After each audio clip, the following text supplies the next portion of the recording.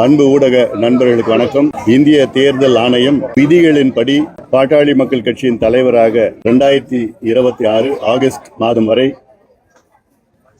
எனக்கு நீடித்திருக்கிறது. இதை எதிர்த்து டெல்லி உயர்நீதிமன்றத்திலே வழக்கை தொடர்ந்தார்கள்.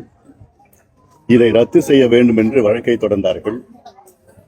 இன்று வாதங்களை கேட்ட நீதிமன்றம் தேர்தல் ஆணையம் பிறப்பித்த அந்த அனுமதியை, எனக்கு கொடுத்த அந்த அங்கீகாரத்தை ரத்து செய்ய முடியாது என்று,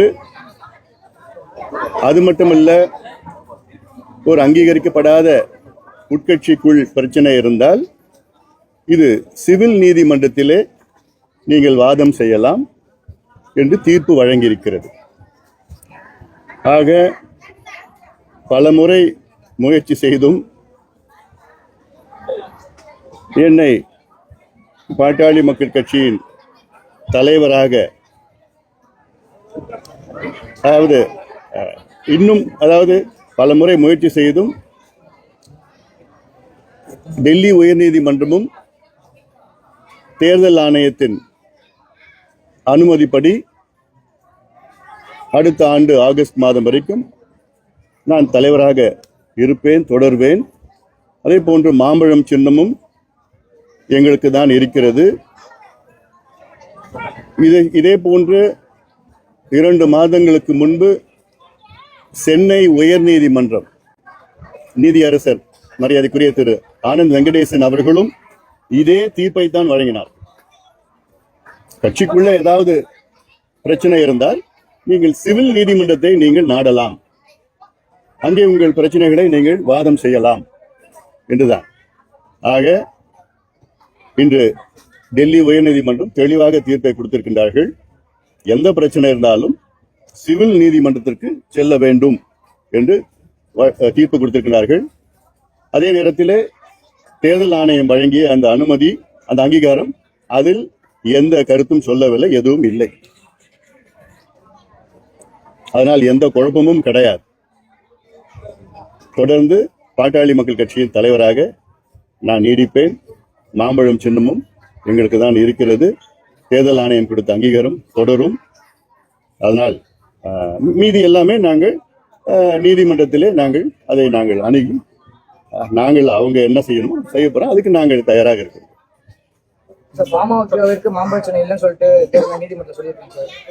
அது மாதிரி ஏதாவது தீர்ப்பு இருக்குதா? மாம்பழ சின்னத்தை பத்தி ஏதாவது உங்களுக்கு பேசியிருக்காங்க? உங்களுக்கு ஏதாவது தெரியுமா? தெரியாம அதெல்லாம் பேசக்கூடாது. குழப்பம் பண்ணாதீங்க, ஊடகங்கள்ல குழப்பம் பண்ணாதீங்க. சின்னத்தை பத்தி எந்த வாதமும் கிடையாது, எந்த தீர்ப்பு எதுவுமே இல்லை. அதாவது மாற்று தரப்பு, அதாவது அப்ஜெக்ஷன் தரப்பு அப்படி ஏதாவது ஆவணங்கள் இருந்தா தேர்தல் ஆணையத்தில் சமர்ப்பிக்கலாம் அப்படின்னு நீதிமன்ற தேர்தல் ஆணையம். அதை எப்படி சார் பாக்குறீங்க? நாங்க என்ன முறைப்படி என்னவோ நடக்க போகுது, அவ்வளவுதான். தமிழகத்துல கூட்டணி ஆட்சி சாத்தியமா? திமுக கூட சமீபத்தில் சொல்லியிருக்காரு, திமுக கூட ஆட்சி அதிகாரத்துல பங்கு இல்லை இந்த தேர்தல். நீங்க சொல்லியிருக்கீங்க ஆட்சி அதிகாரத்துல பங்கோட தான் நாங்க அரசியல். தேர்தலுக்கு பிறகு முடிவெடுக்கலாம். இப்போ ஒன்றும் அவசரம் கிடையாது. தேர்தலுக்கு பிறகு முடிவு பண்ணுங்க. தமிழகத்தில் ஆட்சி அதிகாரத்தோட பங்கு பெறுவது வாய்ப்பு. அது தேர்தல் முடிவுகளை பொறுத்து இருக்கிறது. தேர்தலுக்கு பிறகு முடிவு செய்யலாம். எந்த பாதிப்பும் இருக்க போறது கிடையாது. எங்களுக்கு இன்னும் கூடுதலா தான் வாக்கு வரும் தவிர எந்த பாதிப்பும் எந்த குழப்பமும் எங்களை பொறுத்த வரைக்கும் எதுவுமே கிடையாது. மக்கள் நல்லா இருக்கிறாங்க, பொதுமக்கள் நல்லா இருக்காங்க, கட்சிக்காரங்க தெளிவா இருக்கிறாங்க, எந்த குழப்பம் கிடையாது. இதுல ஒரு சில திமுகவின் கைக்கூலிகள் உடைய வேலை இதெல்லாம். திமுகவுடைய கைக்கூலிகள் தான் எங்க கட்சிக்குள்ள குழப்பம் செய்ய முயற்சி பண்ணாங்க. அதெல்லாம் முறியடிக்கப்பட்டுருச்சு, அவ்வளவுதான். ஒன்னும் ஆக போறது கிடையாது. திமுக என்ன சொல்றாங்களோ இந்த கைக்கூலிகள் அப்படியே செஞ்சிட்டு இருக்கிறாங்க. அதான் நடந்துட்டு இருக்குது. அதனால எது செஞ்சாலும் ஒன்னும் வேலைக்கு ஆக போறது கிடையாது, முறியடிக்கப்படும்.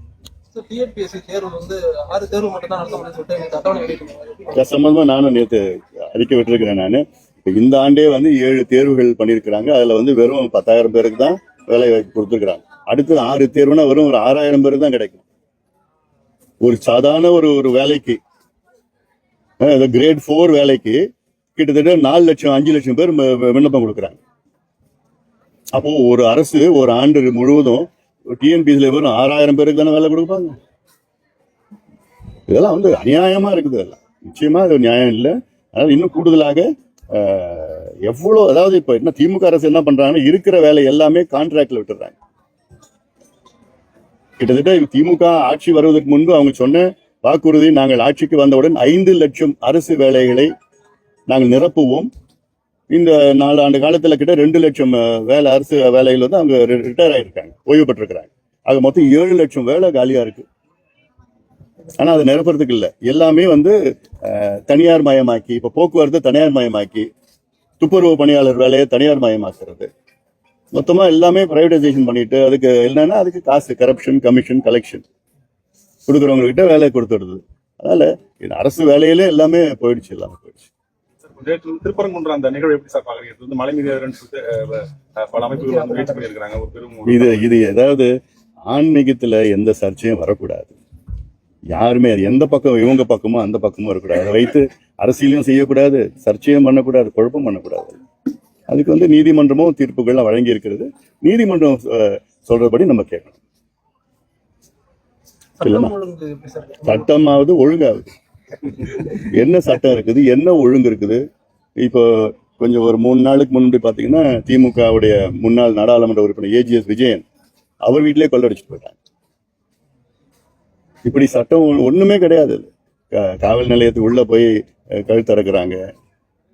எவ்வளவு கொள்ளைகள்.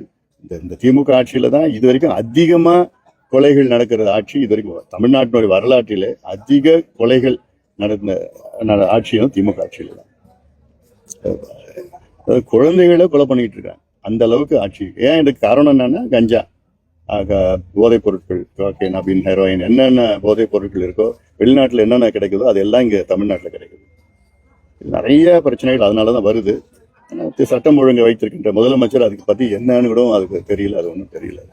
இதே போன்ற ஆனா திருப்பி ஒரு பொய்ய மறுபடியும் கோயபல்ஸ் பிரச்சாரம் பண்ணிட்டு இருக்கிறாங்க. ஏன்னா இப்போ தமிழ்நாட்டுல இவ்வளவு முதலீடுகள் வந்துடுச்சு. அதுக்கப்புறம் நான் ஒரு புத்தகமே போட்டேன், திமுக பொய் முதலீடுகள் என்ற ஒரு புத்தகத்தை ஆவணத்தை வெளியிட்டேன். அதன் பிறகு 80 விழுக்காடு முதலீடு வந்ததுன்னு சொன்ன தொழில்துறை அமைச்சர் இப்போ பார்த்தீங்கன்னா 23 விழுக்காடு வந்துடுச்சுன்னு சொல்றாரு. ஏன் பொய்ய சொல்றீங்க? 23 கூட கிடையாது, வெறும் 9 விழுக்காடு தான். ஒரு ஆவணத்தையே போட்டு புக்கே போட்டு வச்சிருக்கிறேன். விழுக்க எதுவுமே இல்லை. புரிந்துணர்வு ஒப்பந்தம், மெமரண்டம் ஆஃப் அண்டர்ஸ்டாண்டிங், இது மட்டும்தான் கையெழுத்து போட்டிருக்கிறாங்க. 11,32,000 கோடின்னு. அதாவது அமைச்சரவையில ஒப்புதல் அளித்ததே வந்து 1,56,000 கோடி. அதுல 1 லட்சம் கோடி தான் வந்தது, முதலீடு வந்திருக்கு, இது வரைக்கும் வந்திருக்குது.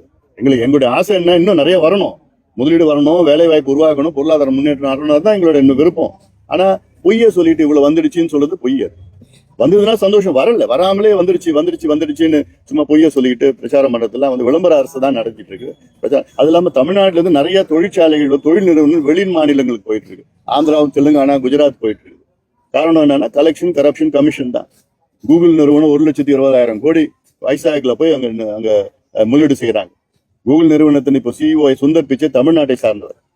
ஒருத்தர் வந்து அவங்க சொந்த ஊர்ல தான் வரணும்னு அவங்க ஆசைப்படுவாங்க. ஆனா அப்படிப்பட்ட சுந்தர் பிச்சை ஆந்திராவில போய் முதலீடு செய்யறாருன்னா அப்ப இங்க என்ன பண்ணிட்டு இருக்காங்கன்னா இங்க மெத்தனமா இருக்கிறாங்க. அவங்க பத்தி கவலை கிடையாது. நிறைய நிறுவனங்கள் ஆந்திரா ஸ்ரீ சிட்டிக்கு போகுது. அங்க இவங்க ஒரு ஏக்கருக்கு வந்து 30 லட்சம் 40 லட்சம், அங்க வந்து ஒரு ஏக்கருக்கு வந்து 99 பைசா ஆந்திராவில் கொடுக்குறாங்க. 99 பைசா ஒரு ஏக்கர் கொடுக்குறாங்க. அப்ப எங்க போவாங்க? இது நிறைய ரொம்ப மோசமான ஒரு ஆட்சி இங்க நடந்துட்டு இருக்குது. இந்த ஆட்சிக்கு இன்னும் ஒரு 3 மாதத்துல முற்றுப்புள்ளி வரும். இப்ப பாத்தீங்கன்னா தேர்தல் அரசியல்ல இன்னைக்கு இருக்கிற சூழலுக்கு திமுக கூட்டணி தான் வந்து ஒரு வலுவான கூட்டணி மாதிரி இருக்குது. எதிர்கட்சிகள் வந்து ஒரு கூட்டணியா சேர்றதுல ஒரு சிக்கல் இருக்கா, சிரமம் இருக்கா? அது எப்படி பாக்குறீங்க? எந்த சிரமமும் இல்லை, எந்த சிக்கலும் இல்லை. இன்னும் ஒரு சில வாரங்கள்ல நீ பார்க்க போறீங்க. இன்னும் ஒரு அமையாம இன்னைக்கு வரைக்கும் இருக்கிறதுனால ஏதோ கொஞ்சம் சில குழப்பம் இருக்கிற மாதிரி தெரியும் உங்களுக்கு. ஆனா இன்னும் ஒரு சில வாரங்களில் நிச்சயமாக மிகப்பெரிய ஒரு பலமான ஒரு மெகா கூட்டணி தமிழ்நாட்டில் அமையும். அந்த கூட்டணியில் பாமக இருக்கும். எங்க கூட்டணி தான் நிச்சயமா வெற்றி பெறும். உறுதியா திமுக கூட்டணி தோல்வி அடையும், மிகப்பெரிய தோல்வி. ஏன்னா என்னுடைய 100 நாள் நடைப்பயணத்துல நான் பார்த்துட்டேன். நான் இந்த 100 நாள் நடைப்பயணத்துல மக்கள் திமுக மீது மிகுந்த கோபத்தில் இருக்கின்றார்கள். கோபம்னு அதோட இன்னும் கோபம்னா சாதாரண கோபம் கிடையாது. அது இந்த தேர்தலில் பிரதிபலிக்கும். அது உறுதியா நம்ம பார்க்க போறோம். எவ்வளவு பெரிய இப்ப ஏதோ இருக்கிற மாதிரி இருக்குது. ஆனா நாங்க ஒன்னு அமைச்சிட்டோம்னா அது வேகமாக எங்களுடைய அணி வேகமாக முன்னேறி அது மிகப்பெரிய வெற்றி பெறும். சார் வாக்காளர் பட்டியல்ல 50 லட்சம் வாக்காளரை நீக்கிட்டாங்கன்னு சொல்லி ஒரு குற்றச்சாட்டு ஜெயக்குமார் முன்னாள் அமைச்சர் ஜெயக்குமார் வச்சுக்கிறாரு. அது அதிகாரப்பூர்வமான குற்றச்சாட்டா இருக்காது. அதிகாரப்பூர்வமான ஆதாரங்கள் இருந்ததுன்னா அதை பத்தி பதில் சொல்லலாம். இன்னுமே அது வெளியிடல. இன்னும் கொஞ்ச நாள் இருக்கு. வெளியிட்டாதான் நமக்கு தெரியும். அதுக்குள்ள எப்படி 50 லட்சம் 60 லட்சம் சொல்ல முடியும் தெரியும். அது இன்னொன்னு, தமிழ்நாட்டுல பாத்தீங்கன்னா போலி வாக்காளர்கள் நிறைய பேர் இருக்கிறாங்க. அது இறந்தவங்க பேர் இருக்கு. அது 2 வாக்கு வைத்திருக்கணும் நிறைய பேர் இருக்கிறாங்க. அதெல்லாம் கழிக்கணும். சென்னையில மழையின் போது பல இடங்கள்ல தண்ணி தேக்கி இருக்கு. மக்கள் 4000 கோடி ரூபாய் போட்டு ப்ராஜெக்ட் ஆரம்பிச்சிருக்காங்க. அதோட நிலை எப்படி சார்? அது இன்னும் எப்படியாவது 10 வருஷம் பண்ணிட்டு இருப்பாங்க. சும்மா இவங்க எல்லாம் காசுக்கு தானே என்ன பண்றாங்க. அது ஒரு திட்டமிடுதல் கிடையாது. மழைக்கு முன்படி எல்லாம் செய்யணும். இங்க நீ சென்னையில எங்க நான் சென்னையில தான் இருக்கிறேன். சென்னையில நீங்க எங்க போனாலும் அப்படியே சாக்கடையாக அப்படியே பள்ளம் தோண்டி அப்படியே வச்சிருக்கிறாங்க. எதுவும் செய்யறது கிடையாது. எல்லாம் செய்யற மாதிரி கான்ட்ராக்ட் ரிச்மா போட்டு பண்ணிட்டு இருக்கிறாங்க. அவங்களுக்கு திட்டம் இல்லை. அவங்க என்ன செய்யணும், தொலைநோக்கு சிந்தனையோ தொலைநோக்கு பார்வை கிடையாது.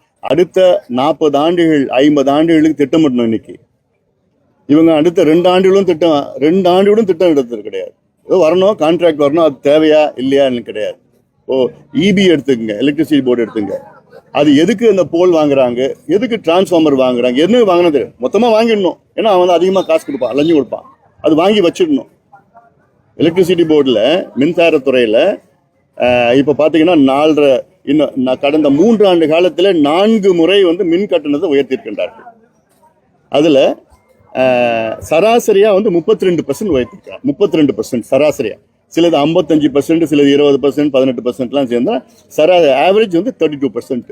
இந்த 32% ஆவரேஜில் இந்த ஒவ்வொரு ஆண்டும் 4 ஆண்டுகளுக்கு முன்பு கிடைச்ச வருமானம் விட இப்போ கிடைக்கிற வருமானம் 50,000 கோடி அதிகம்.